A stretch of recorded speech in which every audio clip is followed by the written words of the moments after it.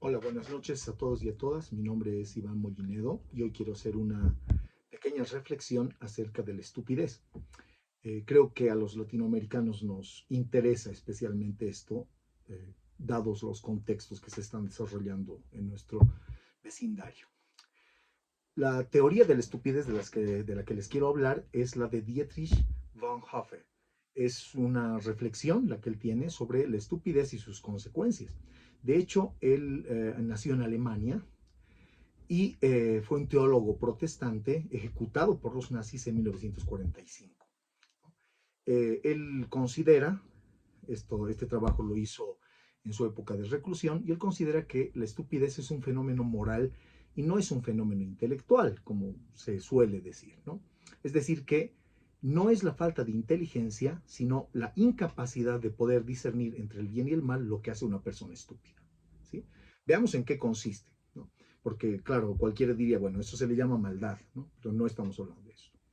Entonces, lo que hace Bonhoeffer es pensar acerca de la sociedad alemana, la sociedad culta, ¿no? Refinada, a principios del siglo XX, que cae en las manos del nazismo, ¿no? ¿Cómo es posible que esta sociedad de gente dedicada a la cultura, a la filosofía, ¿no? hayan caído en una ideología que naturalmente, a todas luces, casi desde un principio, lucía como moralmente negativa, ¿no? Es decir, el racismo, la idea de la eugenesia, etcétera, etcétera.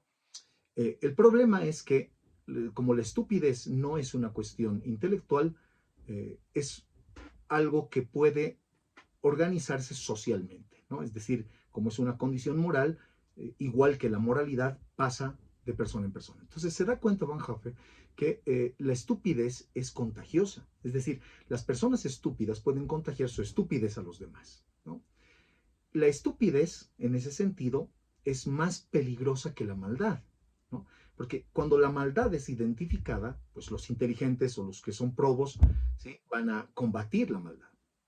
Pero la estupidez es bastante difícil de detectar y muchas personas muy inteligentes pueden caer víctimas precisamente de la estupidez, ¿no? Es decir, si tú ves, por ejemplo, que una persona nunca te responde razonablemente a los argumentos que das, sino que lanza consignas, elementos creados, y después se irrita y no puede moverse de esa situación, entonces más o menos estaríamos hablando de este problema, ¿no? La estupidez, entonces, en ese sentido, es más peligrosa que la maldad, y esto ya se sabía mucho más antes, ¿no? Es muy interesante lo que señala la moneda falsa de Baudelaire, ¿no? Uno eh, de los poemas escritos en prosa, que son un texto maravilloso de Baudelaire. Ahí está la moneda falsa, donde se retrata precisamente este tipo de estupidez, ¿no? Después, la estupidez es inevitable, dice Bonhoeffer, ¿no? Es decir, hagamos lo que hagamos, se cree el sistema de educación que se cree, entre los pueblos más bárbaros del mundo o entre los más civilizados, siempre van a haber personas estúpidas. Sostiene Bonhoeffer que la estupidez es un enemigo más peligroso para el bien que la propia maldad, porque al no ser identificable, eh, las personas pueden llevarse por ideas erróneas y terminar en conflictos o en violencia o incluso cosas peores, como hemos visto nosotros con la Alemania nazi precisamente. Más adelante, después de la ejecución de Bonhoeffer, en los años finales de los 70, principios de los 80, un italiano, Cipolla, va a elaborar 5 leyes muy interesantes sobre la estupidez, ¿no? Pero primero tiene él que definir lo que es estupidez. Entonces él considera que la estupidez tiene que ver con el perjuicio propio y el perjuicio ajeno. Es decir, los estúpidos son aquellas personas que cuando hacen una acción perjudican a los demás y se perjudican a sí mismos. Eso nos ayuda a entender a las otras tipologías, ¿no? El malvado, por ejemplo, es una persona que se beneficia a sí mismo, pero perjudica a los demás, es decir, se aprovecha de los otros. Los inteligentes serían en esta clasificación lo contrario radicalmente a los estúpidos, ¿no? Serían las personas que se benefician a sí mismas, pero también provocan beneficio en los demás. Y quedaría el último subtipo, que son los incautos, que son aquellas personas que se perjudican a sí mismas, pero benefician a los demás. Obviamente estos son las víctimas de los malvados, ¿no? Los malvados, o lo que se llamaría, digamos, los bandidos, ¿no? Creo que decía Chipola. Entonces, estas 4 tipologías nos muestran más o menos un panorama social muy diferente del que estamos acostumbrados a ver. ¿Cuáles son las 5 tesis o las 5 leyes de Chipola? La primera dice que siempre e inevitablemente cada uno de nosotros subestima el número de individuos estúpidos que circulan por el mundo, ¿sí? O sea, nos dejamos siempre llevar con que un grupo es especial, algo tiene, algo es mejor, ¿no? Una tendencia, etcétera, y tal vez solamente mesuramos el asunto cuando cae, ¿no? En el mundo nazi, por ejemplo, el pueblo alemán despierta de la estupidez luego que cae el régimen, ¿no? ¿Qué hemos hecho? Sentido de culpa, que todavía perdura hasta ahora, con la justificación de la estupidez de Israel. La segunda ley dice, es una ley de probabilidad, ¿no? Dice que la probabilidad de que una persona determinada sea estúpida es independiente de cualquier otra característica de la misma persona. Es decir, que la persona puede ser religiosa, puede ser intelectual, ¿sí? Puede ser una persona rica o puede ser humilde. O sea, cualquiera de estas características es independiente. Es decir, la estupidez no tiene que ver con estos factores exactamente. Y vamos a ver nosotros que, por ejemplo, los números de fanáticos, ¿sí? que siguen cuestiones irracionales a todas luces, a veces muy nocivas, son personas de diferentes estratos. La tercera ley dice que una persona estúpida es una persona que causa un daño a otra persona o un grupo de personas sin obtener al mismo tiempo un provecho para sí, o incluso obteniendo un perjuicio, ¿no? Entonces, esa tipología que hacíamos cae exactamente. Es decir, son aquellos que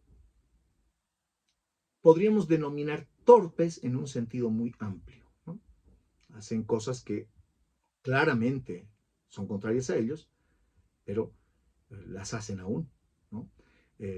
Yo, por lo menos desde mi perspectiva, veo en este momento ese fenómeno en la República Argentina. La cuarta ley dice que las personas no estúpidas subestiman siempre el potencial nocivo de las personas estúpidas. Es decir, los no estúpidos olvidan siempre que en cualquier momento y lugar y en cualquier circunstancia, ¿sí? Van a tener que tratar o asociarse con individuos estúpidos, ¿no? Y esto es un error terrible, ¿no? Es un error terrible. Por eso sería muy importante si pudiéramos detectar a esta gente. La persona estúpida, ese es la quinta ley dice que la persona estúpida es el tipo de persona más peligrosa que existe, ¿no?